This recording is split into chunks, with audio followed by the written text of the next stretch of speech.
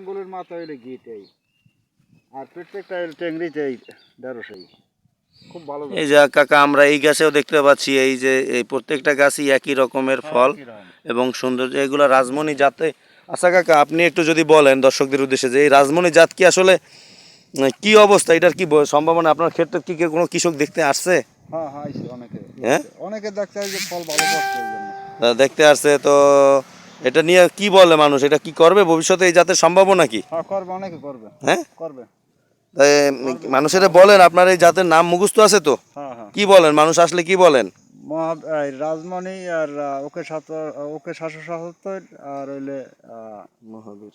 মহাবীর, এই দুইটা। দুইটা হচ্ছে সুপ্রিম সিড কোম্পানি লিমিটেড বাজারজাত করে।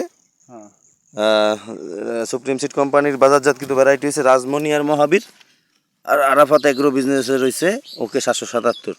এই তিনোটা জাত ইনশাআল্লাহ আমরা আশাবাদী এই অঞ্চলে ব্যাপকভাবে আলোড়ন সৃষ্টি করবে বলেই আমাদের বিশ্বাস।